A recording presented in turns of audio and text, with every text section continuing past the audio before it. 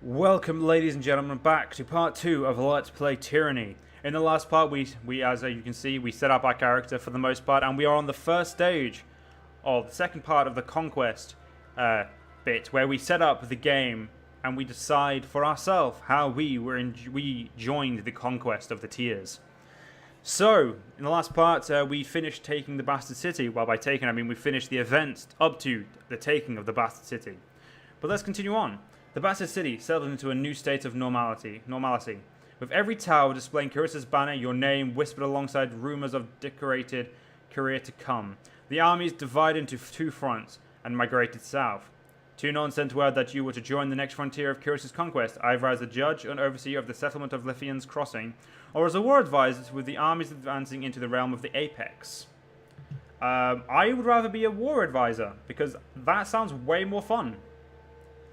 So we could click on these and look at them, but I think we'll continue on. So let's read these ones actually. Despite the Iron made the settlement of Lithian's Crossing a strategic war asset, Kyros sent the Forge Bound Smith mages of exceptional skill to establish a flow of weaponry. Tunon, the Adjudicator, sent one of his faith binders to ensure the enforcement of Kyros' law.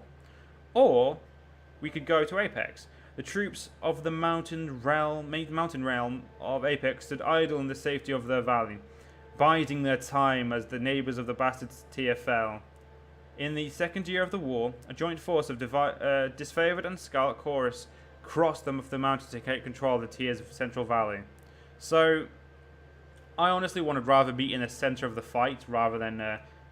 I mean, yes, bringing lore is fun, but I want to be part of this war more. I want to be central. I'm a soldier. I want to be in the fight. That's what we're going to do.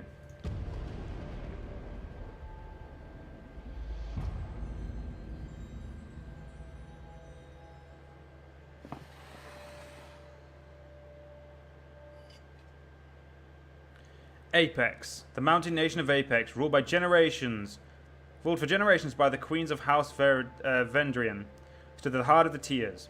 No army could bypass a landlocked realm without leaving their flank exposed to attack. By the second year of the war, the Disfavored and Scarlet Chorus had pushed deep into the tiers.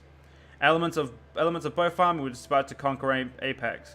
Tunon assigned you to accompany them, tasked with bringing Kyrisa's law to the territory as well as keeping an eye on both armies. So we could Denial of Strength for the Battle of Edgering Pass. What's this one? So I'm going to read, from now on, I'm going to read everything apart from, I'm going to read the different options, but I'm not going to press next until I've decided.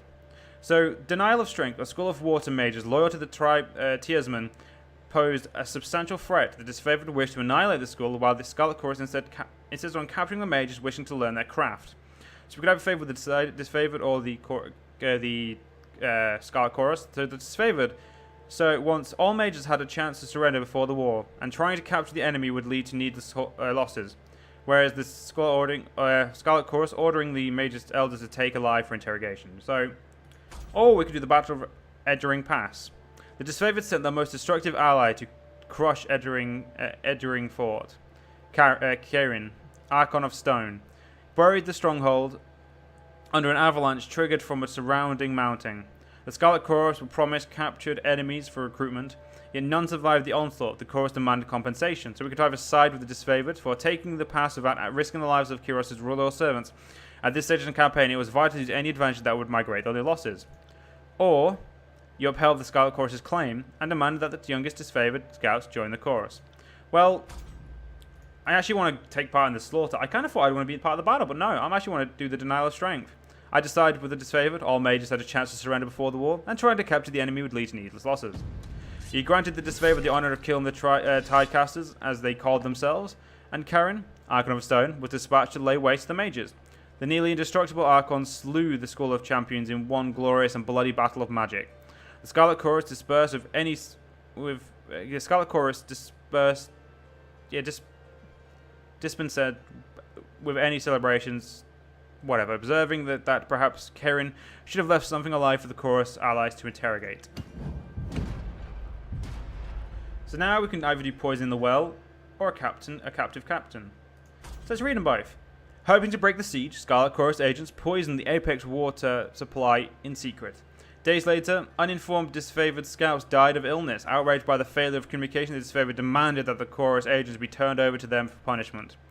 So we can either upheld the charge, ordering the Scarlet Chorus agent delivered to the disfavored. Justice will be served by the risk of seeding discontent between the two armies, or you deny the complaint.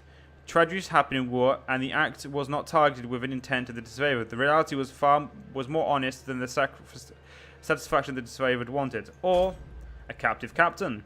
When Kyros's forces captured a celebrated enemy hero, the enemies bickered over his fate. The disfavored wanted to set him free to convince his peers of Kyros's mercy. The Scarlet Chorus wanted him to flayed and staked staked as an example. So you agree with the disfavored plan and sent the enemy captain back with a message. All those who surrendered or cooperated would be treated with deserving respect as a subject of Kyros's peace. Or you executed the captain who had his remains fashioned into a terrifying display. Fear was the Scarlet Chorus's most compelling weapon, and you knew that would resonate across the Apex's army.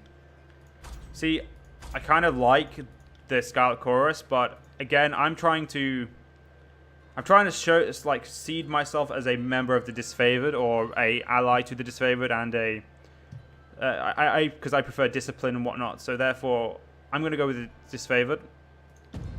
Shocked by your clemency, the enemy captain vowed to deliver this message in full, and paid his respect before departing for his encampment. Though typically more uncompromising, the disfavored praised your innovative thinking. The Scarlet Chorus despised what they viewed as resources wasted only to release a known enemy back into the wild.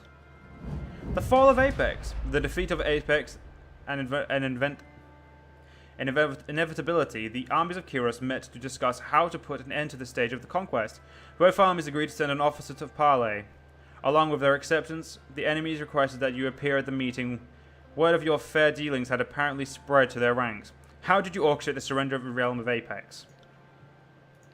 So we have two options. We can either, through days of meditation, you negotiated the surrender of the Valley of Kyros's forces, putting an end to further bloodshed. Or, taunted the Queen of Apex into striking you under a banner of truce, you baited the Queen of Apex into a duel and slew her, frightening her vassals into submission. Well, I mean, I like this idea. But again, I like the idea that I'm a skilled negotiator. I like talking to people with words can save killing. And my guy is a very lawful guy. If we were to use D&D terms, I would consider him a lawful evil. He's a necessary evil, and he thinks he's necessary. So he likes to abide by the law. He likes strict discipline. So yeah, that's why I've sided with the disfavored a lot more than the Scarlet. Or I haven't favored at all with the Scarlet Chorus. But that is why. Your former enemies were loath to part with their lands, but you were even more reluctant to continue a war they were losing at every turn. The Tearsmen are a stubborn lot, and despite their grim situation, it still took days of discussion and diplomacy to show them the madness of tenacity. On the third day of meditation, the rulers of Apex finally submitted to your terms of surrender, putting an end to the war in the valley and freeing up Kyros's forces to march deep into the Tears. And there we go. Apex has fallen to my amazing might. So we now have we have three options now. So we can go to one of these three places. So, Apex 492. So the land of Apex finally rested in the hands of Kyros forces. The Scarlet Chorus paused to revel in victory while the disfavored prepared for the next fight, affording themselves but an evening rest. Kyros' armies radiated out from the conquered citadel and worked their way across the tiers. The disfavored and Scarlet Chorus is aiming to dominate as much territory as possible in the coming war. Your distinguished reputation in Kyros's military left the choice of your next destination yours to make. So we can either go to Azure. Kyros dispatched the Archon of Stone to subjugate the nation of Azure. Stalwart. With its easily defendable position and rich military tradition, the realm of Stalwart was the most formidable realm in the tiers of Velium Citadel. Kyros's conquering gaze fell upon the Velium Citadel's treasure and knowledge, its secrets. We're going to go to Stalwart because it's more of a military conquest. It's a lot more soldiery and a lot more valorous, so therefore we're going there.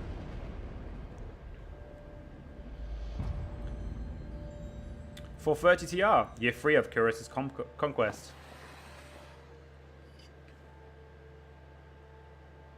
The realm of Star was best known for its proud army, disciplined, courageous, and undefeated on their home soil. Skill and resolve made Stalwart a military power that Kyros forces approached with due caution. With its southern position, Starwater had been largely safe from war, watching for 2 years as its neighbours fell to Kyros's forces. On the dawn of the third year of war, Kyros's forces were finally poised to invade Starwater's peninsula and subdue the tier's most vaunted enemy. And we've now been given 2 options, as we have always been. Marching on empty, the Starwater defenders burned their crops as they retreated, leaving the invaders to little to forage. Starving, the Scarlet Chorus mob raided from the disfavored, well-maintained supply lines, incurring casualties on both sides. So we can either punish them, you order the thieving Scarlet Chorus soldiers to be spiked for their affront, or by your command the disfavored shared their provisions. The thieves each lost a hand for their treachery. So basically, either way, you're really siding with the disfavored a tiny bit more, but yeah. So, or we could do a contentious setback. After a defeat at the hands of the enemy defender, the Scarlet Chorus accused the disfavored of recklessness. The disfavored claimed that the Scarlet Chorus brought too few soldiers to cover their flanks. Both armies refused to march until you gave a ruling. So knowing the disfavored reputation for discipline as well as the Scarlet Chorus's prowess to install fear and frenzy, you decided that the Scarlet Chorus was in the wrong. Lacking proof that the Scarlet Chorus recruits were negligent, you punished the disfavored's commander for his failure and for bringing charges without evidence. So either way, we're sowing discontent between them. And I, as a warrior, I would rather... I'm going to go with this one. A continuous setback. The Scarlet Chorus were non-pulsed to receive some censure, but aghast that the disfavored would not share in the blame. Soldiers hurled venomous accusations your way, challenging your impartiality and wondering where justice could be found, if not in Tunon's fate binder. They argue that your reputation should have no bearing on law. Negative conscription and fall of the regions. The armies of Kyros, collaborating on the capture of an enemy leader, the Scarlet Chorus requested that she be interrogated by the Archon of Secret. The disfavored wished to display her corpse in battle. Since the Starwater defender refused to surrender, a jester would need to instill fear. You ordered the enemy commander executed, her body displayed as a warning to those who would defy the Overlord. Or you ordered that the enemy commander be sent to the voices of Nerat for interrogation. Or we could do a negative conscription. Scarlet Chorus's soldiers were spotted fighting alongside the Starwater defenders. The voices of Nerat insisted that they were spies and listened to gauge the enemy's weakness and sow discontent. The disfavored accused the soldiers of treason and demanded bloody reprisal. The continuous armies sought for your ruling on the matter. You ordered the disfavored to execute these spies where they were found, and demand a full accounting of the so-called agents from the Scarlet Chorus. Trusting that Kyros' spy master knew his business, you ordered the disfavored to ignore the Scarlet Chorus' agents. No, we're going to do the fall of regions, and we're going to go with the disfavored again, because I prefer... The disfavored just seems to have better methods. The Starwater region made for a grim display, lashed to ribbons and suspended on a disfavored standard. Yet the effect on the battlefield was immediate. The sight caused an uproar among Starwater soldiers who broke formation in their frenzy to answer for blood. The disfavored hewed through their disorganized ranks with minimal difficulty, and cherished the corpse of the most useful recruit to Kyros' army yet. The Edict of Storms. The disfavored craved a slow, steady path to the heart of the Starwater surrounding the enemy's massive fortress. With the main bulk of their forces defeated, the enemy leadership retreated into their mighty fortress, content to wait out the war. The Overlord answered this impotence with an Edict of Storms on the peninsula, a devastating spell that would ensue for as long as the cowardly hearts of the Starwater leaders persisted in beating. Knowing that you had the trust of Graven Ash, Tunon deemed you the proper representative to deliver Kyros' edict. Aside from being given a 3-day window to read the edict, you received no other instruction.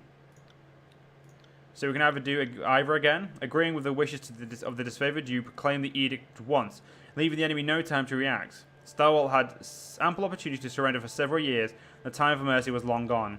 In an attempt to integrate themselves with the people of Starwater, the Scarlet Chorus insisted that the warning be sent to the towns and villages so that people may prepare for the horror. No, fuck it. They have had ample time to give in to us. You agreed with the disfavored rationale. The leaders of the Starwater had refused honourable battle, and too many disfavored lives were lost in the campaign. Since the last region refused to leave the keep, you would let him watch as his people suffered. Without hesitation or regret, you broke the seal of Kyros' edicts and storms of storms, and read the Overlord's incarnation.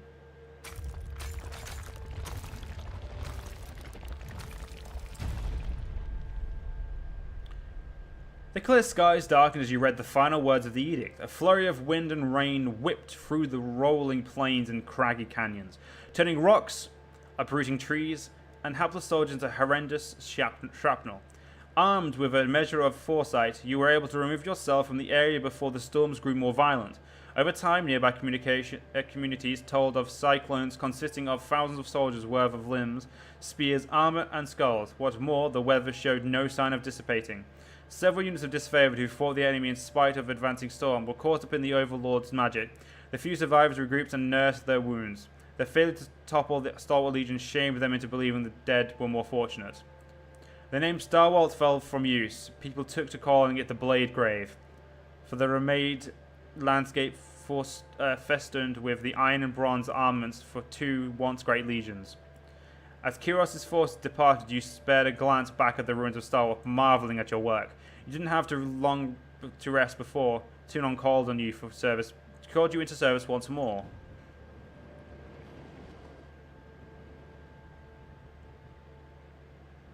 Conquest complete. You have reached the end of Kyros' conquest. Do you want to continue or erase your progress to start over? I am very content. We will continue. Thank you, though, game.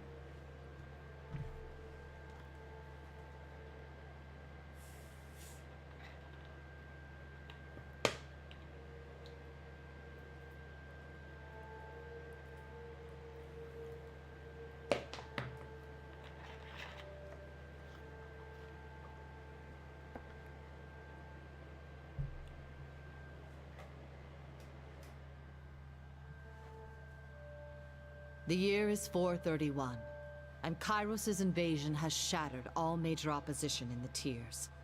The Younger Realms, the Bastard Tier, the Free Cities. All who defied Kairos lay broken by battle, or bowed in surrender. The two armies of the Overlord, the Disfavored and the Scarlet Chorus, now control our lands. But our will is not yet extinguished. Not entirely. In the valley of Vendrien's well, those of us unwilling to bow to Kairos have banded together in defiance. Violating an oath of surrender from 2 years prior, we have staged a bloody uprising, murdering the Disfavored and Scarlet Chorus garrison in a midnight assault. With their main forces spread across the tiers, the Disfavored and Scarlet Chorus redeploy to Vendrien's well, to crush the resistance. But months pass with no definitive battle. As disagreement and discord paralyze the Archons, we bide our time and wait for our message of insurrection to spread across the tiers. The Overlord is not amused, and Kairos has one message for the Archons. Crush the Oathbreakers, or die. Kairos backs this threat with an edict, a magical commandment that can slay all in the valley should the order be ignored. The honor of proclaiming this edict fell to you. Sent across the mountains to Vendrien's well, you carry the Overlord's edict to read before the Archons. As you finally make your way through the winding mountain passes into the valley, the ground trembles, and Kairos' magic seals the way behind you. You are trapped in Vendrien's well, with Kairos' armies and the Oathbreakers. The only way to survive is to fulfill the terms of the Overlord's edict, in any way that you can.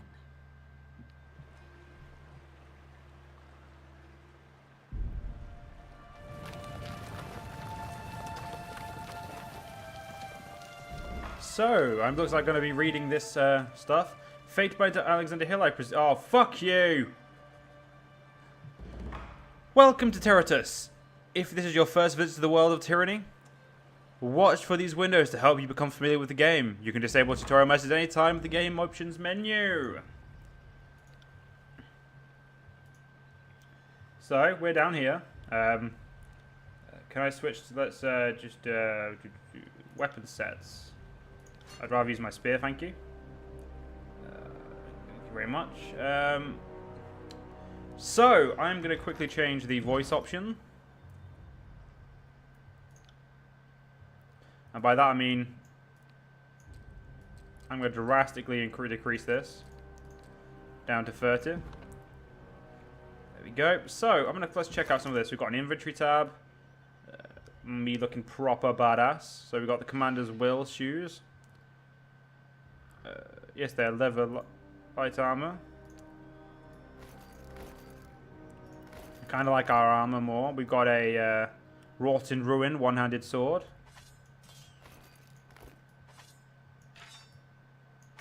I kind of like my spear more again. We've got the Sanguinine Scroll and the Fate Binder's Seal. What does that do? It gives me nothing as far as I know. It gives me tenacity.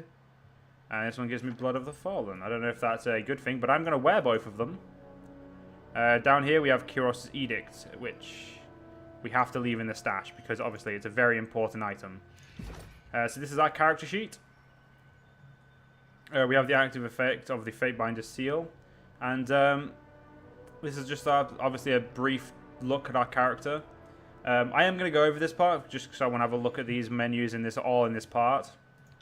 So we have the ability trees and we have all our talents and stuff. There's not many. There's agility, range, magic, leadership, defense, power, and that's it. So it's 6 different categories for me to level up in, that's more than you need. You don't need many options of up leveling up because there's more than enough in these. I like the simplicity.